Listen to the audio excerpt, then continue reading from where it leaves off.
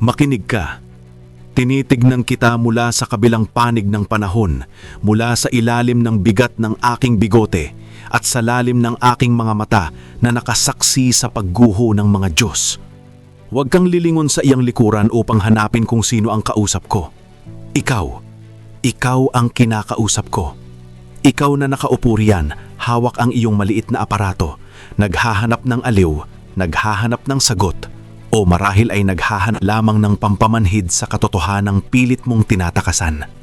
Sinasabi ko sa iyo ngayon, nang walang pag-aalinlangan at walang pampalubag loob, ang kinalalagyan mo ngayon ay hindi isang aksidente. Hindi ka biktima ng tadhana. Hindi ka napadpad dyan dahil sa ihip ng hangin o dahil sa pagkumpas ng mga bituin. Naririyan ka dahil sa bawat maliliit na desisyong ginawa mo. At higit sa lahat, sa mga desisyong hindi mo ginawa. Ako si Friedrich Wilhelm Nietzsche.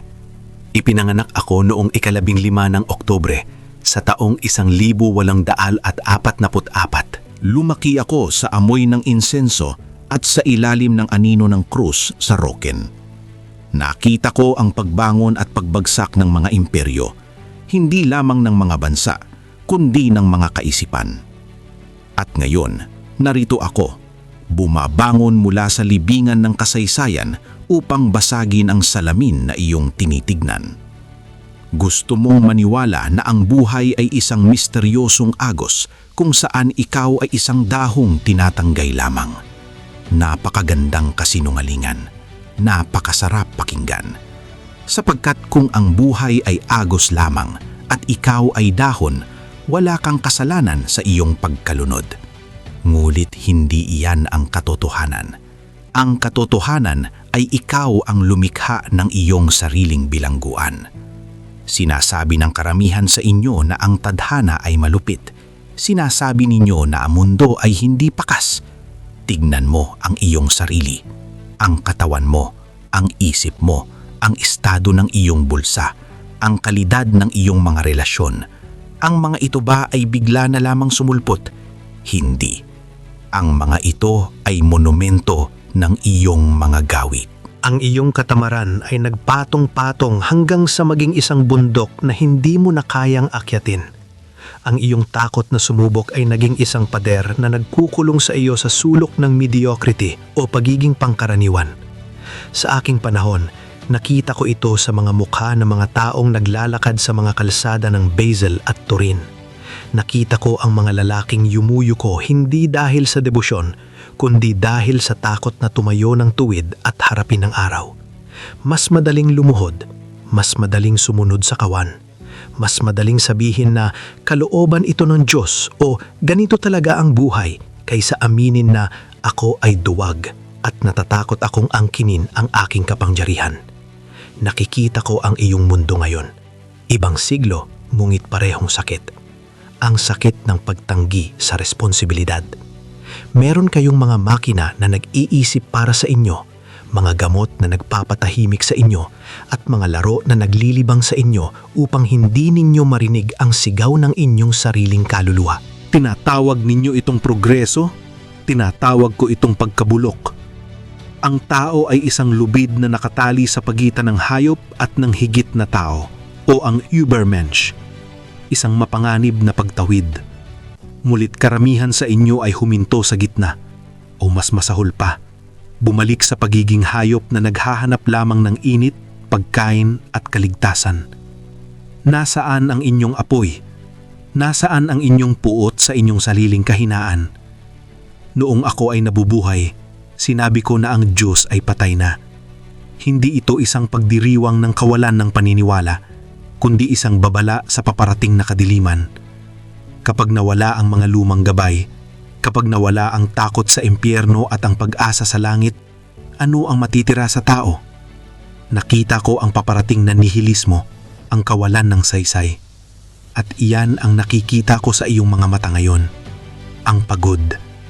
Hindi ang pagod ng katawan matapos ang isang dakilang laban, kundi ang pagod ng kaluluwa na walang pinaglalaban. Gumising ka sa umaga, ginagawa mo ang iyong trabaho, kumakain, natutulog, at inuulit ito. Para saan? Para sa kaligtasan? Ang buhay ay hindi tungkol sa kaligtasan. Ang buhay ay tungkol sa kapangyarihan, sa pagpapalago ng sarili, sa paglampas sa kung ano ka kahapon. Balikan natin ang konsepto ng iyong hindi sinasadyang pagbagsak. Ang bawat sandali na pinili mong manahimik kapag dapat kang magsalita, binawasan mo ang iyong halaga. Ang bawat sandali na pinili mong ipagpaliban ang gawain dahil sa pansamantanang ginhawa, ninakawan mo ang iyong hinaharap.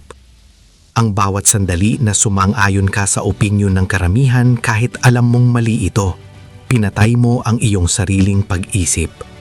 Ito ang tinatawag kong moralidad ng alipin. Sa aking panahon, ang moralidad ng alipin ay nagtago sa likod ng mga birtud ng pagpapakumbaba at awa. Mapalad ang mga mahihirap, sabi nila. Mapalad ang mga maamo. Isang lason. Ito ay isang paraan ng mahihina upang kontrolin ang malalakas, upang bigyang katwiran ang kanilang kawalan ng kakayahan na lumaban. At ngayon, sa iyong panahon, nagbago lang ang anyo nito. Ngayon, ang pagiging biktima ay ginagawa ninyong birtud. Ang inyong mga sugat ay ginagawa ninyong medalya. Ipinagmamalaki ninyo ang inyong mga trauma sa halip na gamutin at lagpasan ang mga ito. Sinasabi mo, Nietzsche, hindi mo naiintindihan ang bigat ng aking pinagdaanan. Huwag mo akong subukan. Alam ko ang tungkol sa pagdurusa. Ang aking katawan ay isang hawla ng sakit. Ang aking ulo ay tila binibiyak ng kidlat sa araw-araw. Naranasan ko ang pag-iisa na mas malalim pa sa pinakamalalim na bangin. Nawalan ako ng katinuan. Ngulit hindi ko kailanmang isinumpa ang buhay. Hinarap ko ito. Niyakap ko ito. Amor fati, ang pagmamahal sa tadhana. Hindi ang pagsuko sa tadhana, kundi ang pagyakap sa bawat sakit, bawat hirap, bawat kabiguan bilang kinakailangang bahagi ng aking pagiging dakila. Ikaw, sa kaunting hirap naghahanap ka na ng sisisihin. Sa kaunting init ng panahon nagrereklamo ka. Sa kaunting kritisismo nadudurog ka. Paano ka magiging matibay kung ang pundasyon mo ay gawa sa asukal na natutunaw sa unang patak ng ulan? Ang lipunan noong ika-19 na siglo ay puno ng mga taong nagkukunwari. Nakita ko ang mga scholar sa universidad, puno ng kaalaman ngunit walang karunungan. Puno ng mga libro ngunit walang buhay. Sila ay mga maalikabok na impormasyon. At nakikita ko rin iyan ngayon. Kay dami ninyong alam. Kay dami ninyong nababasa sa inyong mga screen. Ngunit mayroon ba kayong ginagawa? Ang kaalaman na walang kilos ay isang mabigat na pasanin. Isang uri ng pagkabulok ng utak. Nagiging mataba kayo sa impormasyon, ngunit payat sa karanasan. Ito ang dahilan kung bakit ka naririyan. Dahil ikaw ay naging tagamasid na lamang ng buhay. Hindi ang bida, hindi ang mandiriga. Nakaupo ka sa gilid ng arena. Pinapanood ang iba na dumadanak ang dugo habang ikaw ay ligtas na nanghuhusga. Ang taong nasa arena, kahit nasugatan, kahit napuno ng putik, ay mas dakila kaysa sa iyo na malinis at ligtas sa iyong kinauupuan. Pag-usapan natin ang iyong mga desisyon. Sinasabi mong wala kang pagpipilian. Kasinungalingan, laging may pagpipilian. Ang hindi pagpili ay isang pagpili. Ang pananatili sa isang trabahong pumapatay sa iyong kaluluwa ay isang pagpili. Pinili mo ang sweldo kaysa sa iyong espiritu. Ang pananatili sa isang relasyong walang pagmamahal ay isang pagpili. Pinili mo ang takot sa pag-iisa kaysa sa posibilidad ng tunay na koneksyon. Ang pananatili sa iyong masamang bisyo ay isang pagpili. Pinili mo ang panandali ang sarap kaysa sa pangmatagalang kalusugan. Huwag mong sabihing nakadestino kang maging ganito. Ikaw ang arkitekto ng iyong sariling impyerno at ang pinto ng selda mo ay hindi nakakandado. Takot ka lang buksan ito dahil takot ka sa liwanag sa labas. Takot ka sa responsibilidad na kasama ng kalayaan. Sa Europa noong aking panahon, nakita ko ang unti-unting pagkamatay ng tapang. Ang mga digmaan ay naging mechanical. Ang politika ay naging laro ng mga tuso at ang kultura ay naging mababaw. Tinawag ko itong pagdating ng huling tao, the last man. Ang huling tao ay ang taong nakatagpo ng kaligayahan sa pamamagitan ng pagpikit ng mata. Ang taong ayaw ng panganib. Ang taong ang tanging hangarin ay ginhawa, init at mahabang buhay kahit na walang saysay. Tignan mo ang iyong paligid. Hindi ba ito ang pangarap ng inyong modernong mundo? Ang maging ligtas, ang maging komportable, ang magkaroon ng siguro para sa lahat? Anong klasing buhay iyan? Ang buhay na walang panganib ay isang buhay na walang kaluluwa. Ang isang puno, upang lumago ng matayok at humipo sa langit, ay kailangang mag-ugat ng malalim sa lupa, sa kadiliman, sa bato. Kung gusto mong maabot ang taas, kailangan mong kayanin ang lalim. Mangit ayaw mo sa lalim, gusto mo lang ang bulaklak, ayaw mo sa dumi. Napagmasdan ko ang inyong kultura ng pagkakapantay-pantay. Isang magandang salita, ngunit madalas itong ginagamit upang putulin ang mga paa ng mga higante upang maging kasing tangkad na lamang sila ng mga unano. Galit kayo sa sinumang namumukod tangi. Galit kayo sa sinumang nagsasabing kaya ko at hindi mo kaya. Hinihila ninyo sila pababa sa putika ng inyong mediocrity. Ito ang tarantula ng lipunan, ang paghihigante ng mga mahihina laban sa mga malalakas. At ikaw na nakikinig sa akin, marahil ay isa ka sa mga tarantula o marahil ikaw ang biktima na hinayaang balutin ka ng kanilang sapot. Bakit ka pumayag? Bakit ka nakinig sa boses na nagsasabing huwag kang ambisyoso o makontento ka na lang? Ang pagkakontento sa ilalim ng iyong potensyal ay isang kasalanan sa kalikasan. Ang kalikasan ay laging naghahangad ng higit pa. Ang buto ay nagpupumilit maging puno. Ang uod ay nagpupumilit maging paru-paro. Ikaw lang, ang tao, ang nagpupumilit na manatiling maliit. Sinasabi ko sa iyo, ang iyong konsensya ay madalas na hindi boses ng Diyos o ng katotohanan. Ito ay boses lamang ng iyong mga ninuno, ng iyong lipunan, ng iyong mga guro na nagsasabi sa iyo na manatili sa iyong lugar. Ito ay instingto ng kawan. Kapag nararamdaman mong mali ang maging makapangyarihan, kapag nararamdaman mong mali ang maging mayaman, kapag nararamdaman mong mali ang maging masaya habang ang iba'y malungkot, yan ay ang kawan na nagsasalita sa loob ng iyong ulo. Gusto nilang maging katulad kanila, takot, mahina at umaasa sa awa. Kailangan mong patayin ang boses na yan. Hindi ito simpleng pagnanais na manakop ng bansa. Ito ay ang pagnanais na pagtagumpayan ang sarili. Ang pagnanais na hubugin ang iyong kapaligiran, ang iyong katawan, at ang iyong isipan ayon sa iyong sariling disenyo. Kung wala ka nito, ikaw ay gagamitin ng mga taong mayroon nito. Dalawa lang ang uri ng tao sa mundo, ang mga humuhubog at ang mga hinuhubog. Tignan mo ang iyong buhay ngayon. Ikaw ba ang skulptor o ikaw ang bato? Kung pakiramdam mo ay tinatapyas ka ng buhay, kung pakiramdam mo ay nasasaktan ka sa bawat pukpok ng martilyo ng tadhana, iyan ay dahil nanatili kang bato. Hindi mo inagaw ang martilyo, hindi mo kinuha ang pait. Isipin mo ang mga pagkakataong pinalampas mo dahil sa takot na mapahiya. Ang kahihiyan ay isang konsepto lamang ng lipunan. Ang isang leon ba ay nahihiya kapag nabigo siyang hulihin ng usa? Hindi. Babanat siya ulit. Mas mabagsik, mas gutom. Ngunit ikaw, sa isang pagkakamali, nagmumukmuk ka ng isang taon. Dinadala mo ang bangkay ng iyong nakaraan sa iyong likuran. Paano ka makakatakbo ng mabilis kung pasan-pasan mo ang lahat ng iyong pagkakamali noong isang dekada na ang nakalilipas? Bitawan mo ang bangkay. Hayaan mong ilibing ng mga patay ang kanilang mga sariling patay. Ang mahalaga ay ang ngayon, ang sandaling ito kung saan may kakayahan kang magpasya. Naalala ko noong ako ay naglalakad sa Sils Maria, sa gitna ng matatayog na kabundukan ng Switzerland. Ang hangin ay malamig, matalas at malinis. Doon ko naunawaan na ang katotohanan ay parang hangin sa bundok. Kailangan mong maging matibay upang hindi ka nito mapatay. Nguit kung kaya mo itong langhapin, ito ang magbibigay sa iyo ng buhay na walang katulad. Ang karamihan sa inyo ay nabubuhay sa lambak, sa ilalim ng makapal na ulap ng ilusyon. Mainit doon, ngulit nakakasakal. Ang umaakyat sa bundok ay laging nag-iisa. Ang daan pataas ay hindi sementado. Ito ay mabato, madulas at mapanganib. Ngunit ang tanawin mula sa itaas ay para lamang sa may lakas ng loob na umakyat. Ikaw, nasaan ka? Nasa lambak ka pa rin ba? Nakikipag-usap sa mga kapwa mong tupa?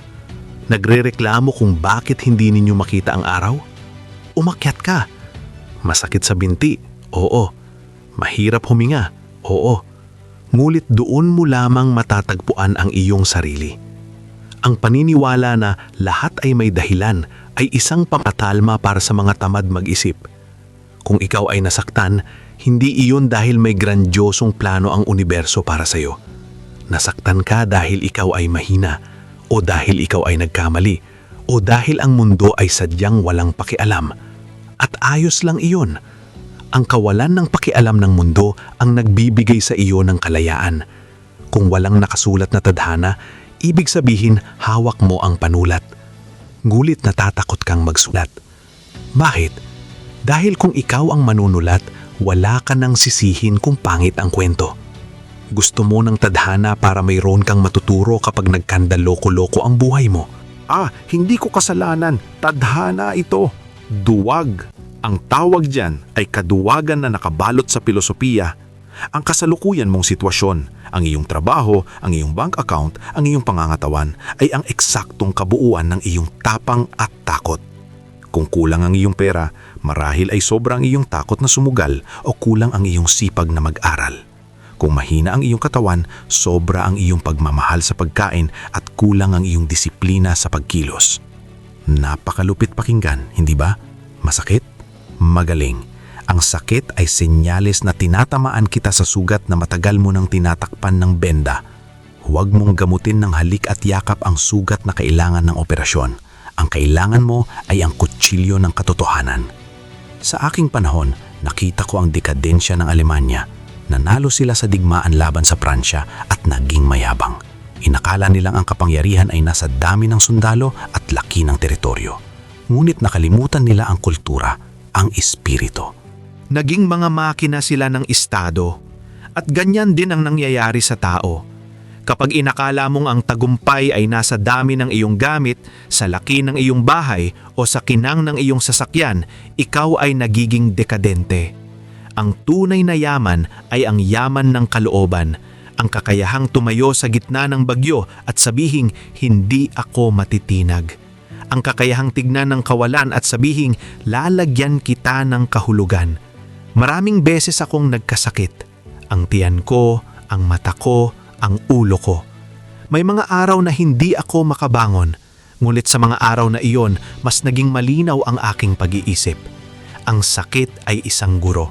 Tinuturuan ka nitong pahalagahan ang kalusugan. Tinuturuan ka nitong maging matibay. Ang problema sa inyo ngayon, sa unang senyales ng sakit, tumatakbo kayo sa doktor, humihingi ng tableta. Gusto ninyong mawala agad ang sakit lang hindi inaalam ang mensahe nito. Ang paghihirap ay hindi isang bagay na dapat iwasan, ito ay gasolina. Ang karbon ay nagiging diamante lamang sa ilalim ng matinding presyon. Kung ayaw mo ng presyon, mananatili kang karbon, maitim, marumi, at sinusunog lamang upang magbigay init sa iba. Ikaw ay produkto ng libu-libong taon ng evolusyon. Ang iyong mga ninuno ay nakipaglaban sa mga tigre, sa taglamig, sa gutom. At ngayon, ikaw, ang dulo ng linyang iyon, ay umiiyak dahil mabagal ang internet? Umiiyak dahil may nagsabi ng sakit may salita sa iyo online? Nakakahiya. Isang insulto sa dugo na nananalaytay sa iyong mga ugat. Ibalik mo ang bagsik ng iyong pagkatao. Hindi ka ipinanganak upang maging alagang hayop ng lipunan. Ipinanganak ka upang maging mabangis na nilalang na lumilikha ng sarili niyang batas. Ang nihilismo ay kumakatok sa iyong pinto. Sinasabi nito, wala namang saysay ang lahat. Bakit ka pa magsisikap? Ito ang pinakamalaking kalaban. At ang tanging paraan upang talunin ito ay hindi sa pamamagitan ng paghahanap ng saysay sa labas, sa relihiyon, sa politika o sa ibang tao. Ang paraan ay ang paglilikha ng saysay mula sa loob. Ikaw ang dapat magbigay ng halaga sa iyong buhay. Kung ang trabaho mo ay walang saysay, iyan ay dahil hindi mo ito binigyan ng saysay o dahil duwag kang umalis at hanapin ang talagang mahalaga sa iyo. Huwag kang maghintay ng calling o tawag ng tadhana. Walang tatawag. Ang telepono ay putol. Ikaw ang dapat tumawag sa iyong sarili. Napakarami kong nakitang mabubuting tao na sa totoo lang ay mga taong walang kakayahang maging masama. Iyan ay hindi kabutihan, iyan ay impotensya. Ang tunay na kabutihan ay ang pagkakaroon ng kakayahang manakit, ng kakayahang maging mapanganib, ngunit pinipili mong maging mabuti at lumikha. Kailangan mong maging halimaw at pagkatapos ay kailangan mong kontrolin ang halimaw na iyon. Kung ikaw ay mabuti lamang dahil wala kang pangil, hindi ka mabuti, ikaw ay pagkain, at ang mundo ay puno ng mga gutom na bibig. Tignan mo ang iyong posisyon ngayon. Kung ikaw ay inaapi-api, kung ikaw ay laging nauunahan, ito ay dahil tinanggal mo ang iyong sariling mga pangil sa ngalan ng pagiging mabait. Ibalik mo ang iyong mga pangil. Hindi upang mangagat ng walang dahilan, kundi upang respetuhin ka ng mundo. Ang oras ay hindi kaibigan. Ito ay isang berdugo. Bawat tik ng orasan ay isang hiwa sa iyong leeg. Nauubusan ka na ng panahon. At sa kabila nito, nag-aaksaya ka pa rin ng oras sa mga bagay na walang kwenta, sa mga chismis, sa mga walang katuturang palabas, sa pag-aalala sa sasabihin ng ibang tao. Sa oras na mamatay ka, ang mga taong iyon na kinakatatakutan mong husgahan ka, mamamatay din sila at ang mga opinyon nila ay magiging abo kasama nila. Kaya bakit ka nabubuhay para sa kanila? Mabuhay ka para sa iyong sarili. Mabuhay ka para sa iyong obra maestra. At ang obra maestrang iyon ay ang iyong sariling buhay. Alam ko ang iniisip mo. Nietzsche, masyadong mabigat, masyadong madilim. Hindi ito madilim. Ito ay nakakasilaw. Ang katotohanan ay nakakasilaw sa mga sanay sa dilim.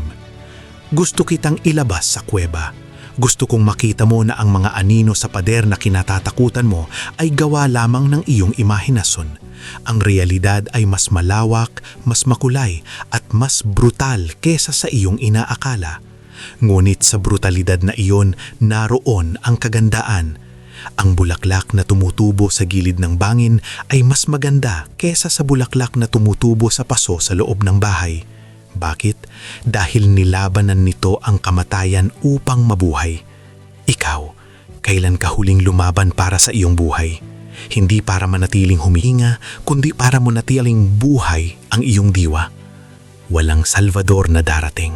Walang Mesiyas na bababa mula sa langit upang ayusin ang iyong mga problema sa utang, sa relasyon o sa kawalan ng direksyon. Ikaw ang iyong sariling Salvador.